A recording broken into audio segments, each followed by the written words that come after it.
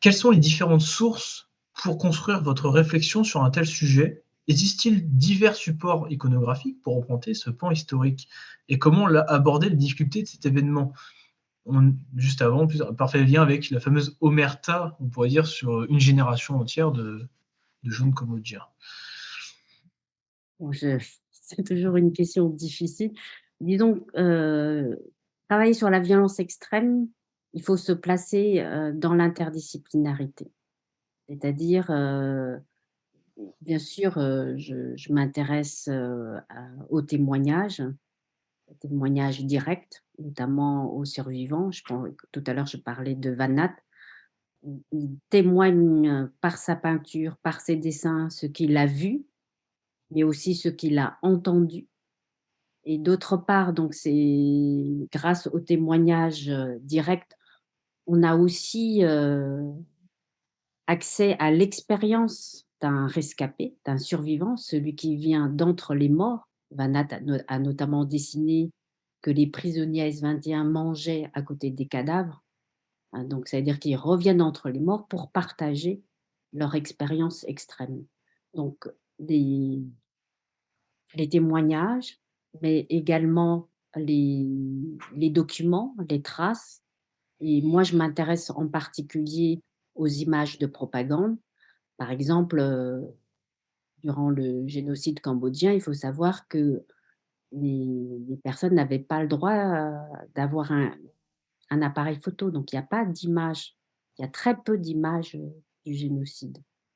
Souvent, les images sont après coup. Il était interdit de filmer pendant les Khmers rouges. Mais les Khmers rouges produisaient eux-mêmes des images. Je ne dis pas qu'il n'y a pas eu d'images, mais il y a eu davantage des images de propagande, ça veut dire produits et filmés, grâce, au soutien des techniciens chinois. Les Khmers rouges ont produit, des films durant le génocide. Donc partant de ça, en disant qu'il y a très peu d'images, du côté des victimes, du côté des témoins, il s'agit, bon, pendant longtemps, j'ai travaillé, sur les images de propagande, des Khmers rouges. Et par exemple, Retipan a beaucoup, travaillé, dans ses films, les archives, Khmers rouges, les films de propagande. Et donc il s'agit de les analyser pour comprendre, je dirais, en creux, l'idéologie, génocidaire. Bien Mmh. sûr, on ne peut pas travailler la mémoire, c'est-à-dire travailler sur le souvenir, travailler sur les représentations du passé.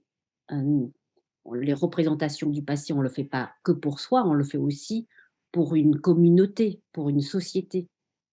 Et dans ces cas-là, c'est-à-dire, travailler sur le souvenir, sur cette représentation, il faut aussi avoir, une connaissance, de l'histoire, pour comprendre les faits, ce qui s'est passé. Il faut aussi des notions juridiques, hein, pour faire la différence entre ce qui relève d'un génocide avec l'intention génocidaire, avec la volonté, de destruction, d'anéantissement d'un groupe, mais également de la destruction, de la généalogie qui pour moi aussi relève d'une pratique génocidaire. Par exemple, lorsqu'on atteint la lignée, ça veut dire que lorsqu'on assassine les descendants ou les ascendants, là, on bascule dans une violence, qui relève pour moi d'une pratique génocidaire. C'est-à-dire qu'il y a pas seulement que, les crimes, au niveau spatial, au niveau d'un lieu, d'un temps donné, mais c'est aussi dans cette, destruction de la généalogie, eh bien, c'est une destruction aussi, dans le temps, hein. C'est-à-dire que le génocide, les séquelles du génocide s'arrêtent pas à la fin du génocide. Parfois les souffrances, perdurent des décennies plus tard. Et donc je travaille aussi, sur certains concepts, de la psychanalyse, hein, pour comprendre la transmission du traumatisme, pour comprendre les refoulés de l'histoire, hein, pour aller très vite. Donc on voit bien que que pour comprendre, pour approcher, les génocides et les conséquences, les meurtres de masse et ses conséquences, il faut aborder par différents biais. Mais en ce qui me concerne, ce qui m'intéresse, c'est d'interroger comment l'art peut apporter une connaissance des crimes de masse, en complément avec le travail de l'historien, avec le travail du juriste, avec le travail du psychanalyste. Il ne s'agit pas de dire que l'art seul peut faire comprendre, mais ou l'image peut nous aider à comprendre et donc je m'interroge sur comment les artistes, représentent le passé ou inventent des procédés artistiques pour nous donner à penser le génocide. Parce que les images, pour moi, quand je vois une peinture, je pense, par exemple, une œuvre très, très célèbre, Guernica de Picasso, eh bien, comment Picasso invente, des procédés artistiques pour nous donner à penser le génocide. Que sa peinture, Guernica, est une forme visuelle de la pensée. Je vous remercie pour la complémentarité. Je vais rebondir sur certains points, dont mon collègue, Florian Routa avait lu un de vos articles évoquant les archives. Alors, vous êtes spécialiste sur tout ce qui est forme d'art, mais question plus technique, quel type d'archives? Déjà, on a y a-t-il une bureaucratisation du génocide pour les Khmers rouges, à la manière qu'on pourrait penser à l'administration du Goulag pour l'Union soviétique, par exemple? Bon, je ne suis pas historienne, donc de ce que je sais, c'est que, à S21, il y a eu une très grande quantité d'archives et qui est notamment conservée par le Centre de documentation du Cambodge, dirigé par, l'historien Yup Chang et le Centre de documentation du Cambodge qui a donc la vocation de conserver tout document, toute trace, toute archive de S21 et ça a notamment servi aux tribunaux pour juger les anciens, dirigeants Khmer rouges. Et les archives qui ont pu être sauvées, parce qu'il faut savoir qu'au moment de la débâcle des Khmers rouges, sous l'ordre de son directeur, Duc, il fallait détruire une grande quantité, des archives, mais heureusement, il y a eu, des documents, constitués pour la plupart les aveux arrachés, sous la torture, des «prisonniers» entre guillemets qui sont restés à S21.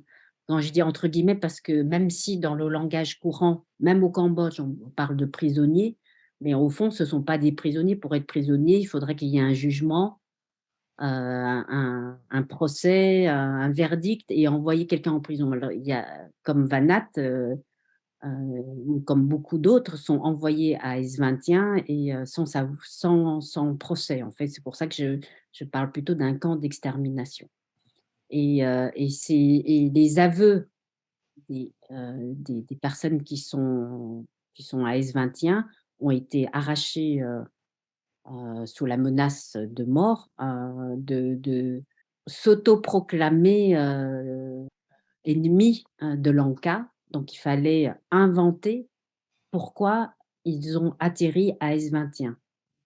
Donc par exemple, et me le montre très bien Ritipan dans S21, la machine de mort Khmer Rouge, par exemple, il fallait qu'ils répondent, aux Khmer Rouges s'ils faisaient partie de la CIA, du KGB ou, du gouvernement vietnamien, sans savoir ce que c'est que le KGB et autres.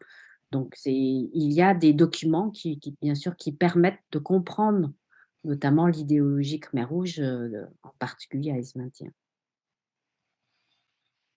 Je vous remercie, plus technique, et pas forcément sur votre branche. Hem, Par rapport à la logique plus pour les films, pour le coup, là on retombe plus sur une forme d'art. Riti Pan, heu, vous l'avez rencontré en France? Lors de ce processus que vous avez évoqué, lors de la première question? Et aussi, deuxième point de la question, a-t-il produit d'autres films que S21, la machine, d'extermination?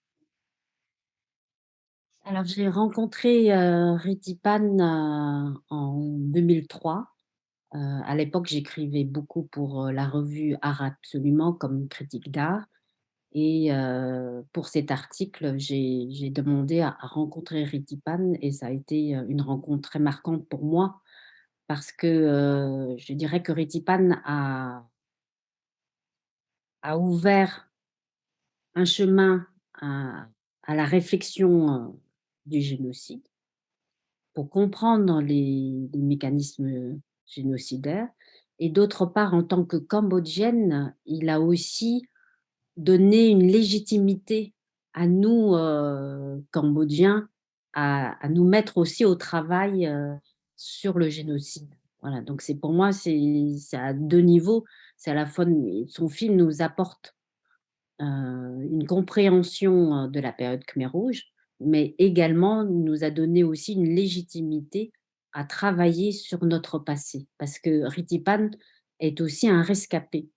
Il lui a fallu aussi du temps avant de réaliser des films.